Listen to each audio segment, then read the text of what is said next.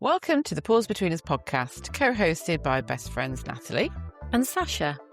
We're lifelong animal lovers and proud pet parents. And between us, we share our lives with our lovely cats, Weaver and Murray, and Betty the pug. In each of our episodes, we'll dive into the joys and challenges of living with our furry companions, sharing honest stories, laughter, and maybe some tears. We'll also bring in special guests to offer expert-backed tips and proven practices for keeping your pets happy, healthy, and loved. Hello, Natalie. How you doing? Hiya, Sash. Yeah, I'm all right, thank you. Not too bad. Good. How's your all right? pussycats?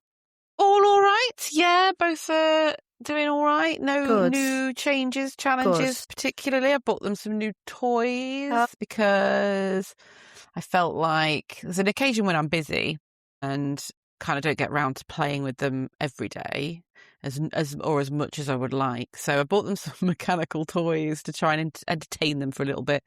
And it feels like it's like a version of dog TV we talked about before. It's like cat TV. They just sort of watch them. They don't particularly get too engaged and excited, but they're like watching them and patting occasionally. But it keeps, I suppose it exercises their brains and makes them feel a little bit more excited. But we bring them out and then I put them back, and then I bring them out and put them back. And I've started to do that a little bit more with some of my other toys that got catnip in, like put them out for like 20 minutes and then put them back in the cupboard. So it's something different.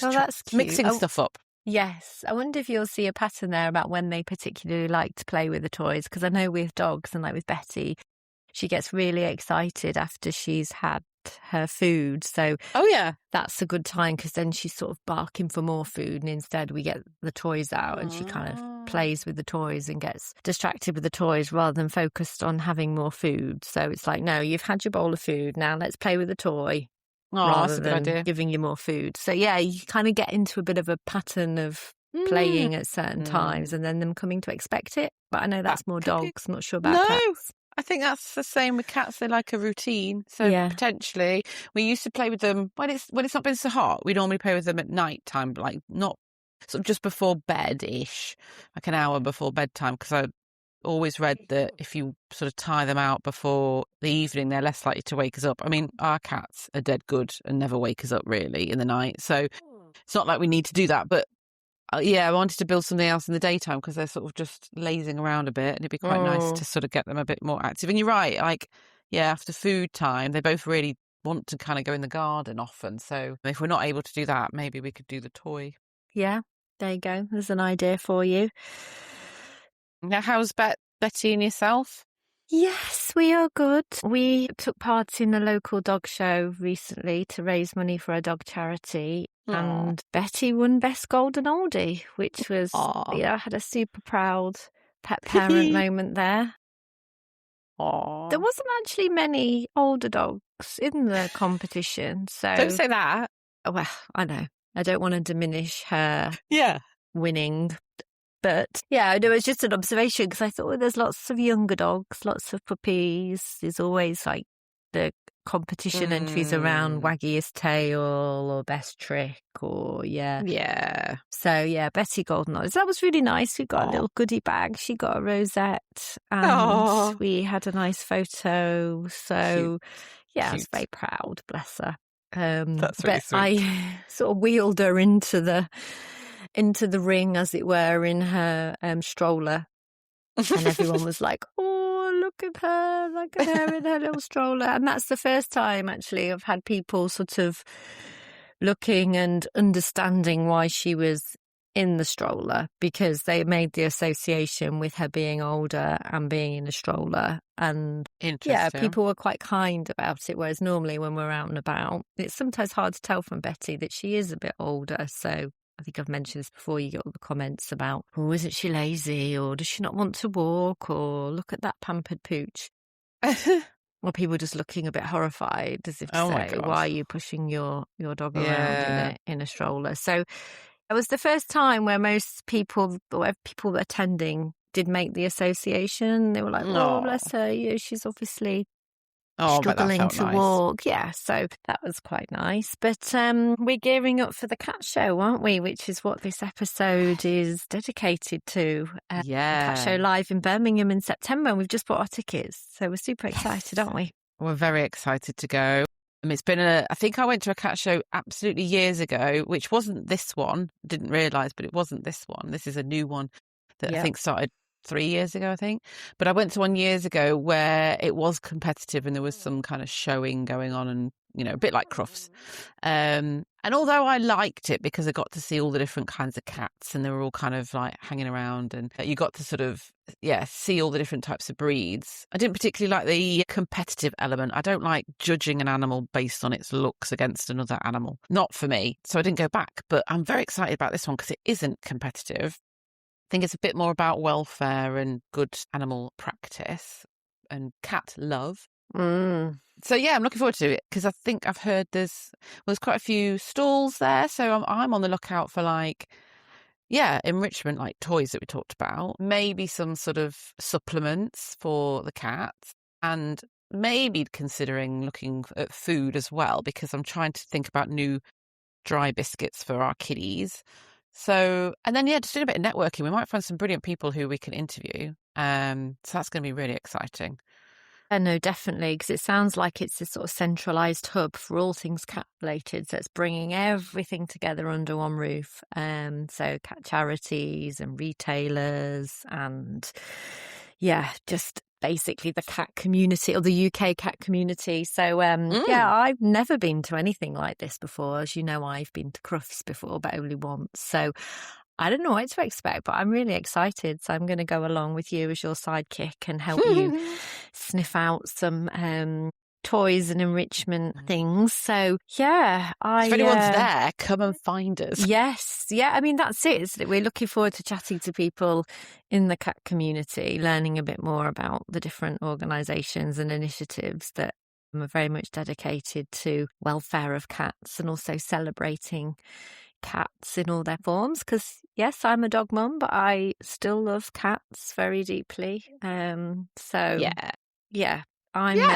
really excited. So we're looking forward to chatting, aren't we, today to Samantha Marsh. Yes. Yeah. Her and her husband are co-founders of the Cat Show Live, and we recently got introduced to them through another contact who was very kind to make the connection. So, Sam was very keen to come on and talk to us, which is brilliant because everyone's been so supportive in the animal world so far. We've had some great guests. So, looking forward to talking to Samantha or Sam more about all about the Cat Show and what she does, who she is, why it was set up, and what they're hoping to achieve. So. Yeah, it'd be brilliant. So we'll talk to her in a second. Shall we invite her in now? Or let's do it. Yeah, no, I'm really looking forward to speaking to her and learning more. Wicked. Right. Over we go.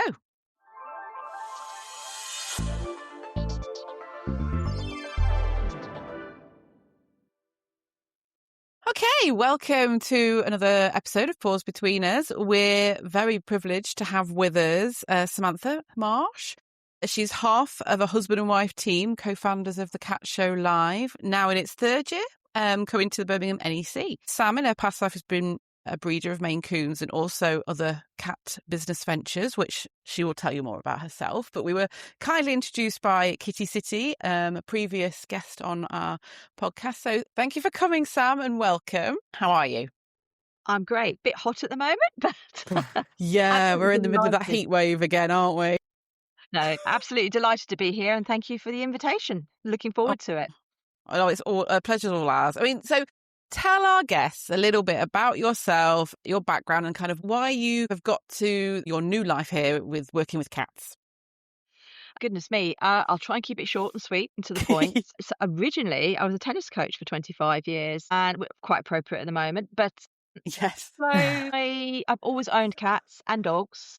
All the way through my life, growing up with the animals, and I ended up owning a Maine Coon cat with my previous partner, and I ended up a breeder and showing and traveling around the world with the Maine Coons, which I absolutely loved for 10 years. Alongside that, I had a side hustle where I ended up designing and developing a business called Tigger Towers, which still runs today, 17 years old, is known as TT Luxury Cat Towers. And that was because I saw there was a gap in the market for scratching posts that stood up, particularly to Maine Coons, because they're the largest domestic breed.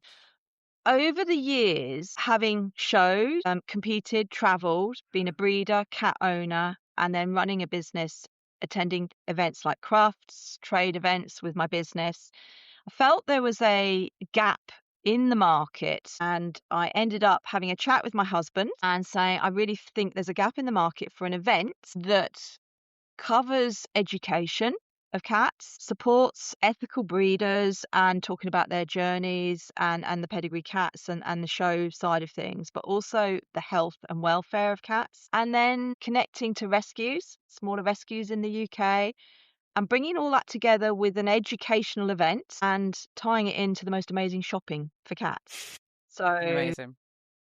originally, we used to say we were the Crufts for cats, but without the competition. Okay. And I think, yes, on a scale, we are smaller version of Crufts in the sense that there's 300 cats at the venue on the day. There's 100 retail shops. There's 3 educational theatres, but it is so much more than that. And there's no competition. So it's very different in that sense. Amazing. Yeah. So, I mean, it must be quite a task to put together something like the Cat Show Live, involving a lot of people, I imagine, a lot of logistics. How are you kind of finding that? I mean, you're 3 years in now, so is it becoming a bit easier? Have you got like a diary of contacts, or is that growing? How's things going? We had no event experience. We'd never even put on a competitive cat show. So when I sat down with myself and Pete and we had a chat about it and we wrote the business plan, we had literally no experience. And people think we're delivering our 3rd event this year. So a lot of people think we're 3 years old. We're actually we're not even 2.5 years old yet. So we delivered our first event in 24 in 6 months. So from pushing the button to the delivery date was 6 months. So we've learned an awful lot along the way. We've made a lot of mistakes, but the event has tripled in growth. Amazing. So we've gone from 3,000 visitors to around 6,000 visitors this year, with year one was just over 5,000 square meters, and this year's 10,500 square meters. Excellent. So, and yeah, it's just grown massively. So we'll still get problems and we're still learning. Yeah. Where does this come from? Because it would take quite a lot to organise something like that and know the right things to do, the right contacts to make. Is this always been in your background? Have you sort of got this business mind, or something you've just learned on the job and kind of had to pick it up? I think if you were to ask my husband Pete that question, he would say that she's the networker who goes and gets into trouble. What happens is I just end up talking to everybody, and then I get into trouble, and then I walk away and say, "Can you deliver it?" Right, brilliant. That's my job as well. And then he's left to pick all the pieces up and get us organised. But I think because I was a breeder, I was obviously a cat owner, and I understood the breeding side and the competing side from a competitive side. Okay. And I only ever worked with the cats that actually genuinely enjoyed doing a show. Having run the business in the pet industry sector as well, I saw it from different sides. So we're not an event media business because we don't come from that background. Yeah. So we brought the network in because we had the contacts and the relationships. What we didn't have was the actual physical event experience of building a show, footfall, fire plans, risk assessments. So we've had to lean into that. But the network we were very lucky with. Yeah, and I suppose that's stuff you can learn, but that kind of networking, building contacts, making connections is probably the thing that is more difficult to learn. You've obviously been great at kind of finding the right people to support this. You mentioned the show is committed to educating ethical and responsible cat ownership. Can you talk a little bit more about how you're sort of doing that? Yeah, so we stand by our mission statement, which is RECO, which is responsible, educated cat ownership. And that was always the line and the tag that sits behind everything that we do. And to do that, the event, we wanted to deliver a theatre with a lot of speakers.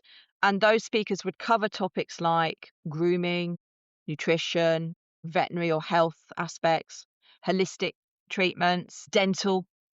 So we wanted to bring together experts in their fields in the feline medicine world and provide those talks in an educational but an interactive environment. So our talks in our theatres, we started with one theatre, and this year we've got 3 theatres.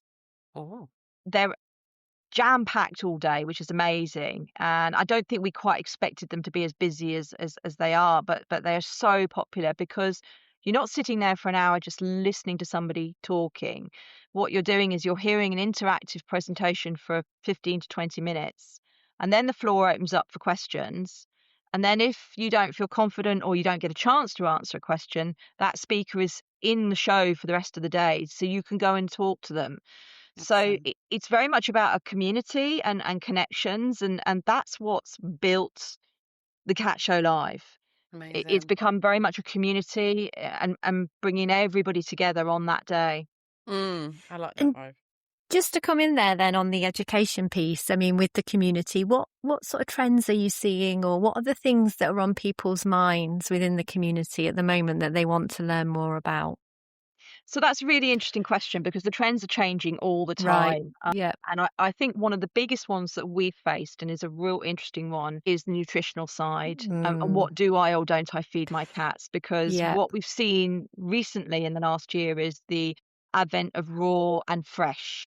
Yes. Steam cooked foods and broths are coming in now as well as a way of hydration and extra vitamins.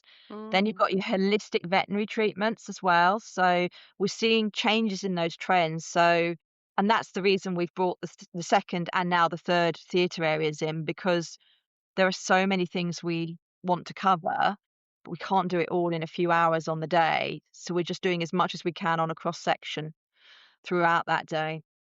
No, I think that's it, isn't it? I mean, the stuff that Nat and I have been reading around is that sort of that growing trend around wanting to feed your pets high quality, nutritious food, just like you will have for your own diet, and what your own expectations of nutrition is that, gone are the days of just feeding your pet any old food. Consumers and pet owners are a lot more mindful of that now, about what goes into pet food. But there is so much on the market, like you say. It's like hard to know where to start. Yeah. It's a massive market, and it's interesting to see that more and more of your higher end brands are pushing into the supermarkets as well. So your days of, for example, Whiskers, Purina being the only choices necessarily, or Felix in the supermarkets, it's changing, and you're seeing your Scrumbles, your Untamed as brands that are moving in to those supermarkets and capturing those segments to give owners that choice. But it's also confusing, as you said, Sasha. It's, well, how do you know what's right? Very much so. Yeah, I mean, as a cat owner, I'm overwhelmed with choice and what is the right thing to do for my cat. And you get people who advocate for the science-based food, and then there's people who want the kind of more natural stuff, and then there's like the raw diet. And I just kind of wish sometimes that my cats weren't as fussy as they are, and they were like dogs and would just eat anything, because I would love to get them onto a more healthier diet, but it is a nightmare with them. And then I'm like, oh, I need one with fur balls, I need one with teeth, I need one with urinary, and it's so overwhelming with all these different types and different quality in all of them. I'm just like, I can't. In some ways, as an owner, I wish it was simplified a little bit, actually, and I kind of hope it kind of comes around a little bit. Choice is brilliant, actually, but I want better information. So actually another podcast for us would be good on nutrition. Absolutely. Dig into that. Absolutely. Yeah. No, definitely. It's a whole subject in its own right. And it's one of the things that we've built, because the event started, we've almost done this backwards. So we've rather than building the community and the platform online and the seminars and that side first, we went straight in and did the event. As a colleague of mine said to me, she said, you went out and flew Concorde. You didn't go and learn to fly. You just went out and flew Concorde straight away. And it's a very good analogy. Good for you. Yeah. Aim high. In fact, it was actually Amanda at Kitty City who said it. So she said it to me in one of our meetings. Good for her. Yeah, that she's been a big supporter all along. She's just like, the trouble with you, Sam and Pete, is she said, you just went out and flew Concorde straight away. I was like, well, if you're going to do it, you've got to do it at the main venue and to get to the audience. But coming back to what we were just talking about with the nutrition, the platform, as we grow the platform and the brand directory that we have, we're building these directories where we're bringing these brands onto the platform. Now, we don't sell the food. We're not being an Amazon from that side of things. But what we're doing is we're giving all those brands a platform that the community and the public can land on There's no charge for it, and they can see those different foods. And as we build that, we'll then be able to do the educational pieces on feeding my cat dry, feeding my cat raw, I need a veterinary diet, and we can start covering and building that information on there. Amazing. So rather than just being available at the event, it becomes year-round access to those resources. And when a new brand comes on the market, then we can bring them to the front and we can talk about what's good about them, what you're getting from them, and just help someone like yourself, Nat, understand that better. And then you can make the choices that are right for you and your cat. Yeah, that's great to hear that you are thinking very businesslike and kind of trying to support the community in more than just an event, a one-off annual event. There's other things that you're building around it. And one of the things I think I've seen recently, you're looking into this rescue, was it 100?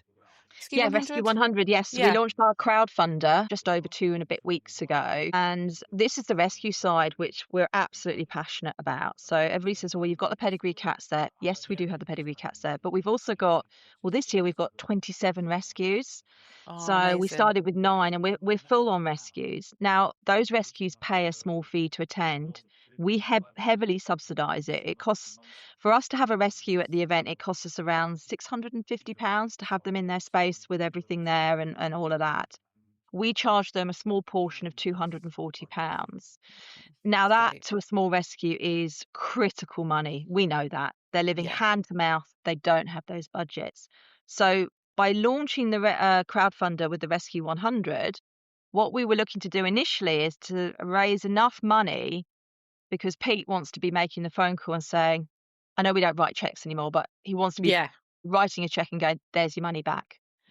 Because to be able to do that after this year's event would be absolutely amazing. Then if we can raise extra money, we can start putting that back into those smaller rescues. We've got the rescue directory. It's free for any rescue to jump on board and join.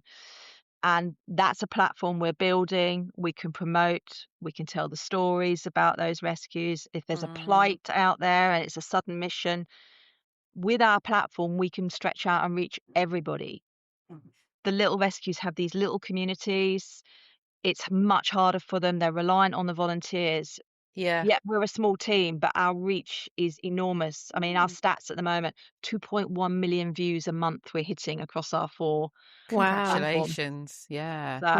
So would you encourage, if there's any sort of small rescues out there listening, to get in touch and try and join the initiative? Because I similarly, because I go through kind of donations and cat food that comes in, and I think, where can I take it? And actually, it's quite difficult to find a local rescue centre near me. There's so many of them, but they're, like you say, run by the odd person who's volunteering a lot of the time, and they're quite hard to find. You can sort of surf through Facebook, but it'd be great if they had one place you could search locally where your local rescues are that need it the most. Maybe that's the dream, to be able to list every single rescue in this country into one centralised directory.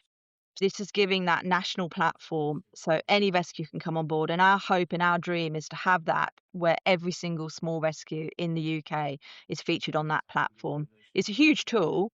It's not cheap to set that up and run, but what a tool that somebody, a bit like Amazon, I'm looking for a rescue. I want to connect with a local rescue. They land on the Cat Show Live platform rescue directory. Plug their area in. Connected straight away. I think that's it. It's just like it's having a trusted space, so you know where you're going and it's going to go to the right place and it's going to get used, and it's needed. So having one place to find that information, I think, would help a lot of people. Looking for a kitten, wanting to donate, wanting to help, all of that. Amazing. So and we've sort of touched on it now about rescues, and we were talking earlier before we actually went live about breeding and rescues, and you mentioned at the start you used to be a breeder of Maine Coons. So what kind of, I suppose, how are we sitting with breeding versus rescue cats? What's your take on this?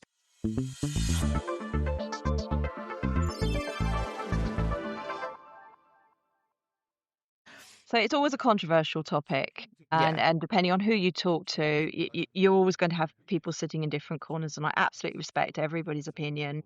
and conversation. If somebody comes to me, as you've done, and said, well, how do you sit with that? How does that sit with you? And what I would say to people is go and talk to those rescues, those small rescues, okay? And find out, for a start, how many pedigree cats are in rescue. Find out a bit more about it before you say pedigree cats are the problem. They're the reason there's a problem. They're the reason. And this is where we come back to the educational side. When you go and talk to those rescues and ask those questions, and we did a podcast with a rescue quite recently, and she just said she'd had one pedigree cat in 12 months. And she said, I actually was able to, through the chip and the tag, contact the breeder. The breeder came straight in, sorted the rehome out because the person hadn't come back.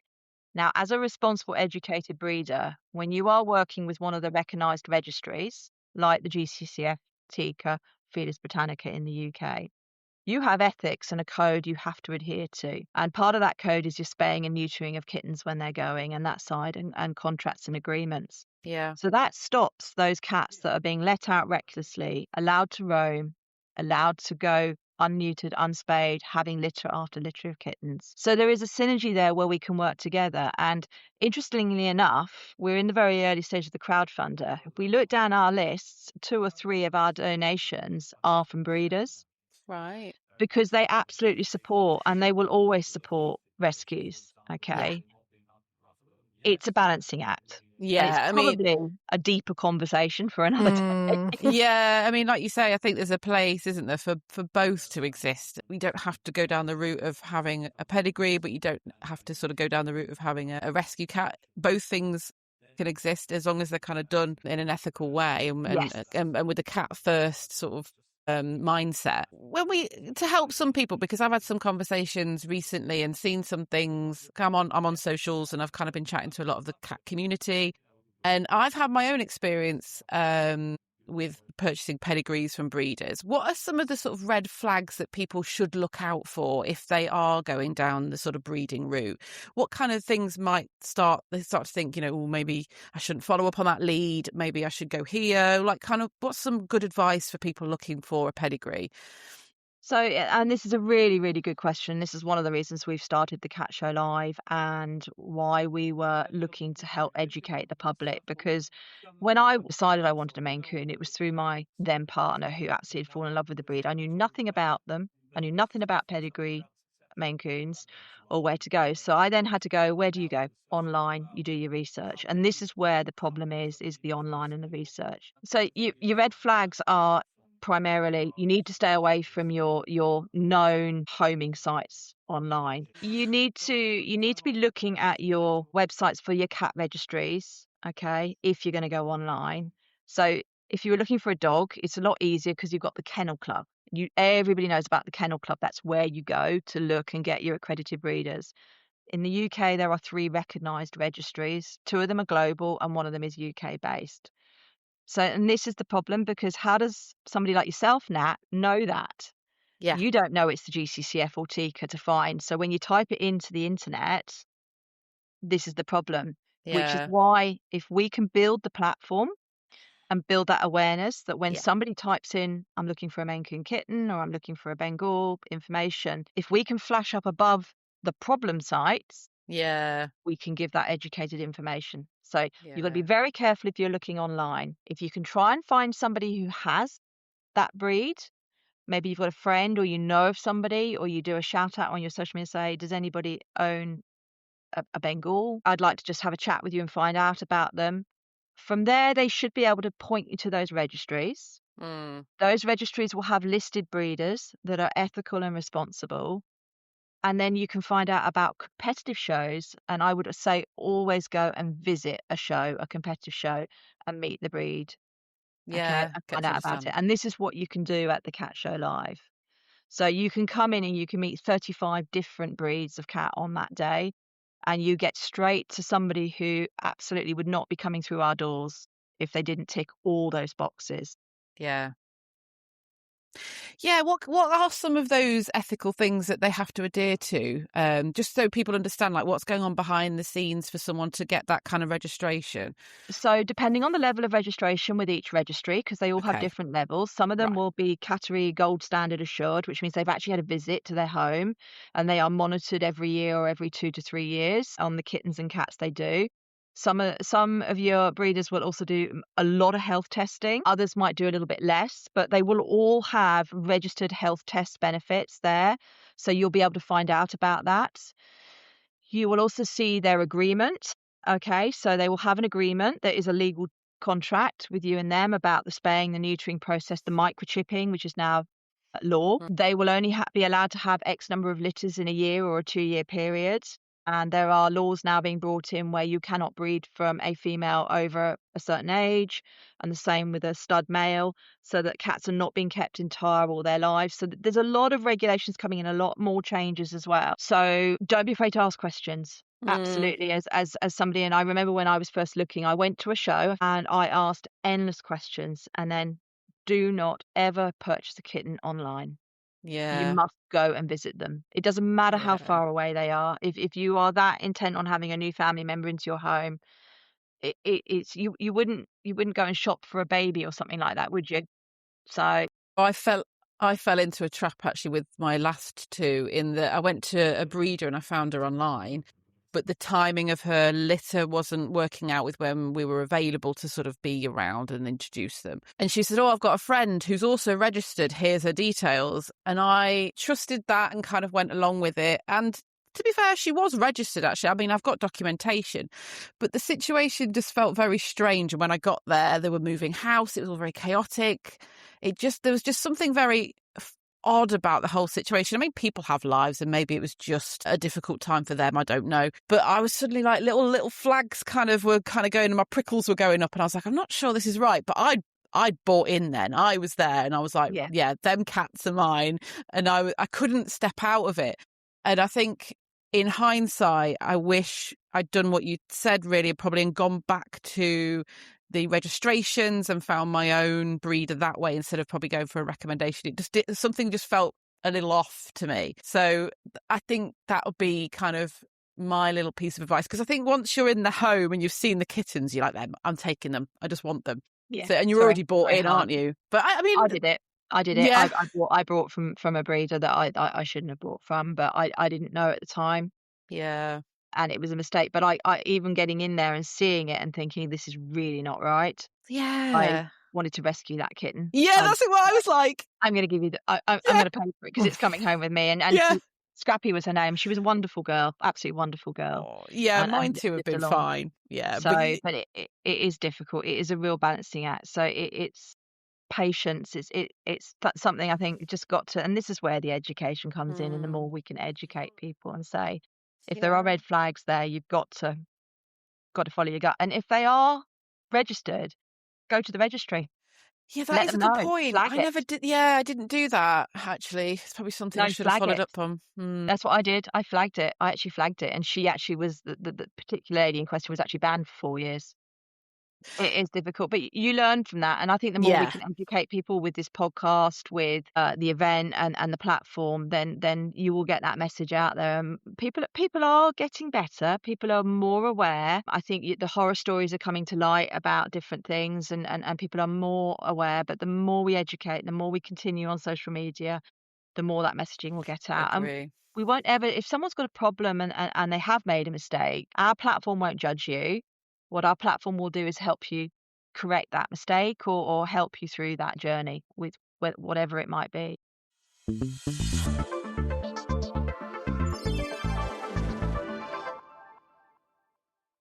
I suppose we're kind of coming to the end, so it'd be quite good to sort of wrap some stuff up. But like, in terms of the Cat Show Live, if we come back to that now, what are your kind of hopes for the future in the next couple of years for that? What would you like to see that grow into? I mean, you've already sort of talked about quite a few things. Our hopes and dreams over the next couple of years. The first one is to bring an event into London. We had planned to do it this year, but for a number of different factors, it was delayed, and we are planning on bringing a London event in 2027. Fabulous. So yay. Space. So moving from 1 to 2 events will be amazing. Hard work. But yes, Birmingham to London will be unbelievable. Yes. I'm from Surrey, London area, so I grew up in that area. My husband's a London boy, so it's almost going home from where we live now. So that will be fantastic, and we're really looking forward to doing that next year. Then from there, it's about building the platform. So building the directories, the rescue directories, the rescue platform, and that side.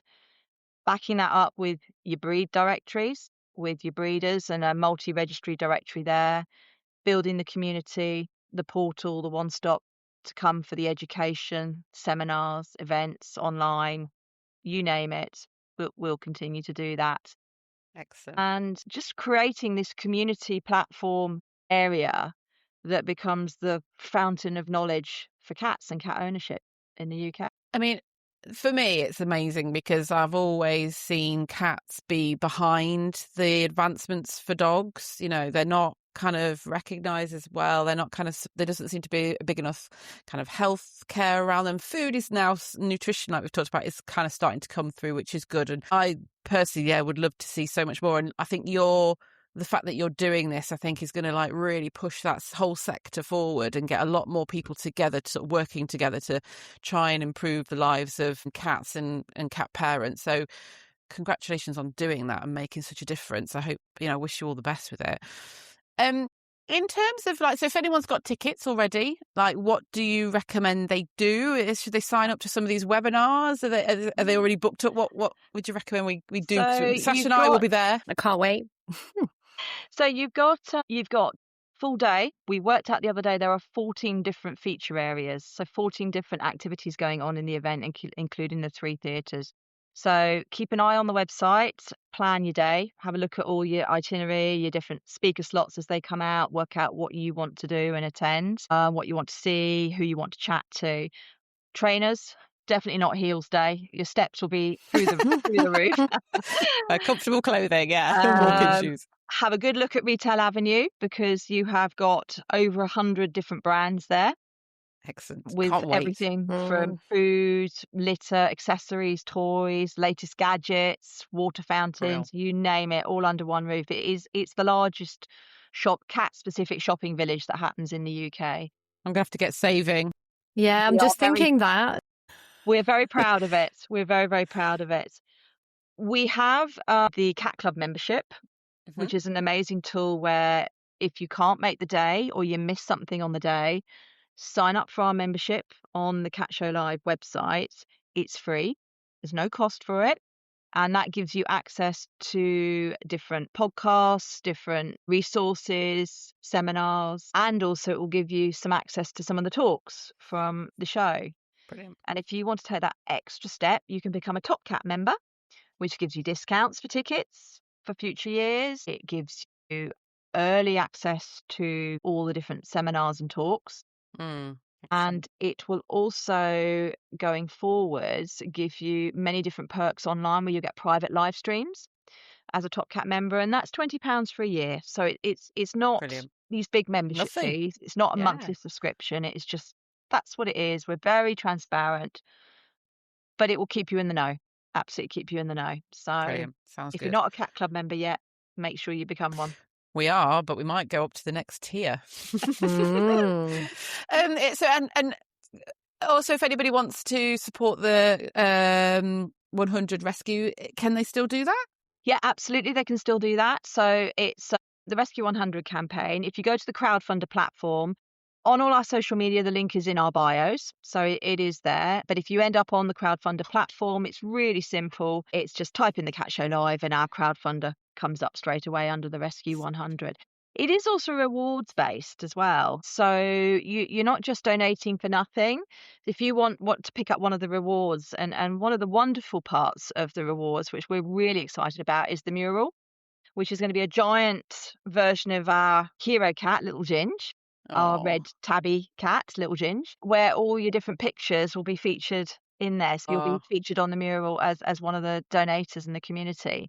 So it's a great opportunity. And what we're saying to people, it doesn't matter how much you donate. If it's £1, it really doesn't matter. You can be anonymous. With all of our reach and our following, if every single one of our following donated £1, we would smash it. Yeah. We would smash it. I'd say the rescues would be rich for a little while, not for long, because I know their costs, but can you imagine being able to ring up rescues and say, here's £5,000 for you, here's 10,000. What a position to be in. It's because it's so hard for them to get funding. Because I mean, I've got a little bit of background in charity funding, and there's just very little for animal charities, and I wish there was so much more. Yeah. Thank you for that. So finally then, when's the event and how can people get tickets if they haven't already? So the event is Saturday the 12th September at the NEC in Birmingham, and you can get tickets off our website, thecatshowlive.co.uk. And we hope that you find us, and we would really love to see everybody there. Yeah, well, Sash and I are going to be there, aren't we, with bells on? We will have our trainers on, our comfy clothes, like you say, lots of money that we've saved up so we can do some shopping, and we'll have done our research beforehand so we know exactly who we want to speak to, which webinars or talks we want to join. We should get some amazing guests, hopefully, as well, whilst we're there. That's one of my key things. Let's see if we can get some more people to come and talk and share knowledge with our listeners. Yeah, you will have a list. Yeah, no, you will have an absolute list of pad and pen. Yeah, we can give you some details of different people that you should definitely talk to. Oh, brilliant. Thank you so much. Thanks for giving your time today. It's been really interesting, and hopefully lots of our listeners are intrigued and inspired to either sign up, support the campaign, come along, do something better for their kitty cats and learn more. So check out thecatshowlive.co.uk and go and sign up and join in, be part of the community. With that, thanks, Sam, and have a good rest of the week. I hope the Cat Show goes to plan, and I'm sure you'll be busy, so we won't probably catch you while we're there, but hopefully it'll go well. And look forward to seeing what comes of it, and especially with the London event, hopefully, fingers crossed. Thank you very much for having me. It's been an absolute pleasure. Thank you. Take care. See you soon. Bye.